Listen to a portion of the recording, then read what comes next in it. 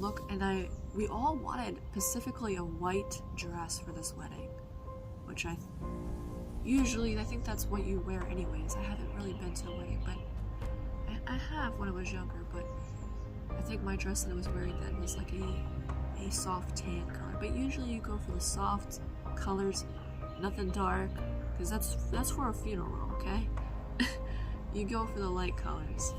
So, the lady behind the counter said, I tell her, I can't find a dress. I need to get this. I need to be ready for the wedding tonight, And she said, well, we have a lot of beautiful red dresses.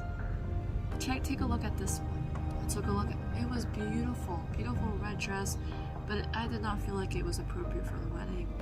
And I said, I don't want this red dress. It was like a crimson red, like very red dress, and instantly I did not want it. I don't know if I purchased it or not. I don't think I did.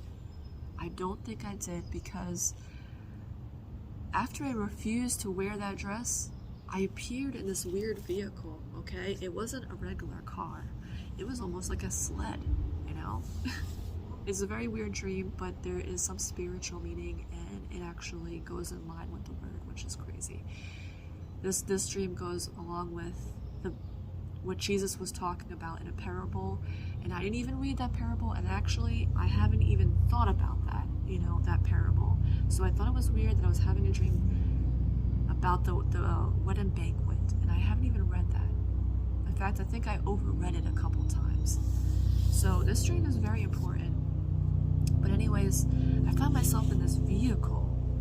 Okay, it's a sled. I said, this is very weird. This doesn't look like something you would be driving, but apparently I was driving in it. It wasn't secure. I didn't feel safe in it. There was no doors.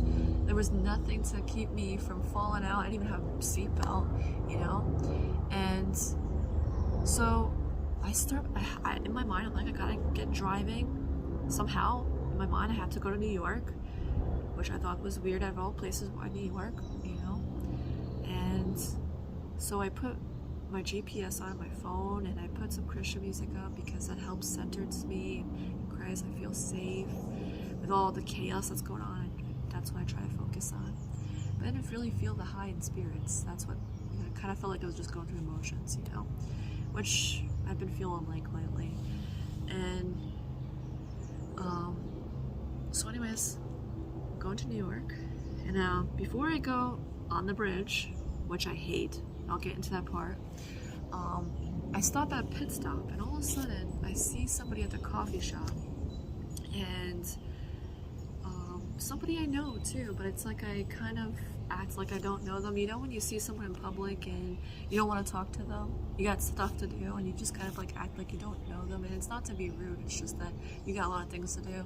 Well, that's what happened here. So I just kind of like walk past them, but I'm online, and they're like right beside me, and they're talking about the last days, and that we are living in the last days. So there's my confirmation. I did pray about that. It's like, are we truly living in the last days? I know you showed me dreams, but maybe it's that I want to hear it from you. Crazy enough, I heard him say it through a person in a dream. We are living in the last days. So in my mind, I wanted to have a conversation and to get into that, but I was like, I gotta get to this wedding.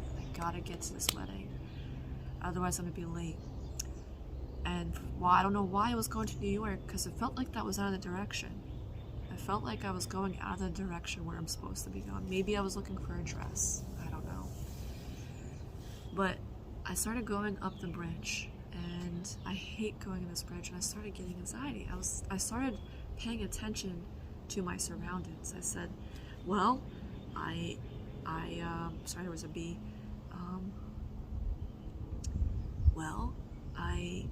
I'm driving in a sled up on a bridge in a not so safe vehicle.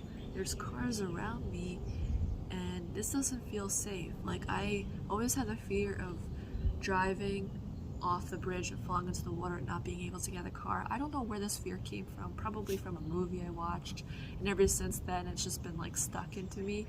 I'm a kind of person that can like put myself in someone's shoes, and in that process sometimes I can actually feel the trauma from other people, which is crazy, but I can feel the trauma. So maybe that is why I'm afraid to go on bridges. I'm afraid that like maybe I'll fall off into the water and be stuck in the car. But whatever. My heart started beating fast, and then I just tried to turn up the Christian music and just try to keep myself calm. And all of a sudden, out of nowhere, a man on a horse. This is very spiritual right now. A man on a horse. This dream sounds crazy, but it's very symbolic. A man on a horse. Jesus will be coming on a horse when he comes get his bride. So now I really feel him. I yearn for this feeling. He knows I seek it, and when I don't feel it, I get sad, but I yearn for it. But anyways, I saw the man on the horse. He went in front of me, and he wasn't in a white horse like most people say. He was like in a brown horse, and his garments were white. His hair was long, from what I remember. It looked like he had a crown on his head, now that I'm remembering, and I felt safe. I just kept my eyes on the man on the horse in front of me. And as I was going up the bridge, I said, I can do this. I focus on the music, and I just watched the man on the horse go in front of me. And as soon as I got off the bridge, I kept following the man on the horse because I felt like I feel safe watching this guy, and I don't know why. Maybe he'll lead me to the right direction. So I kept following the man on the horse. And as soon as we got to the intersection, he just took off, and I was stuck. I was stuck at the intersection. It's like, great. So when the green light went on, and I started going past it, and as soon as I went past, I couldn't find him anymore. And I was in New York, and the sun was starting to set, and I was in a town where I was like, I know I've been here before. I just don't remember when and why I was here, but I remember being here. And honestly, I can't really point it out today, but I know that I've been there before. It might have not been New York. It might have been somewhere else. I don't know.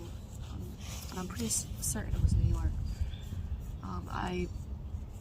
So the sun was setting, and I knew I was running out of time. I didn't have my gown, and I think that's what I was looking for, because I found myself needing to stop somewhere, so I stopped in front of another Macy's, but I didn't even go in, because I also noticed when I was going through all this that my family wasn't with me. My son wasn't with me, my husband wasn't with me, and I just wanted them to come with me.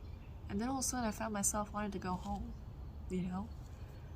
and I don't know what that means, but maybe that means that it could mean something deep where I'm actually concerned, are they going to make it to this wedding as well, and it could mean that maybe I was focused too much on all this outward things, and maybe trusted in my own self, and that's why, and I wasn't so serious about it with the gown, and maybe that's why I don't know what happens, because I don't think the dream is over. I think that I'm going to have another one, because when I woke up, the dream's not over yet. I have to finish the rest of it, but when I woke up, I didn't feel like it was over completely. I feel like there was another dream to go with it, but this is a lesson to learn from, and also a lesson to share, I did feel the urgency to share, but I couldn't share right away because I was emotionally distraught.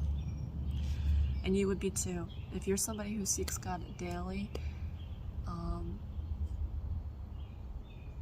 you need to let go of that sense of control of trying to do things yourself, because it's only Christ that can get you to the wedding, not yourself. So I find myself sitting in front of Macy's, the sun is going down, and I start thinking, my GPS starts not working, my phone is dying, I can't call anybody. And that's the first thing I want to do is call my husband, which is interesting because Jesus is technically in the word called her husband, we are his bride. So it's interesting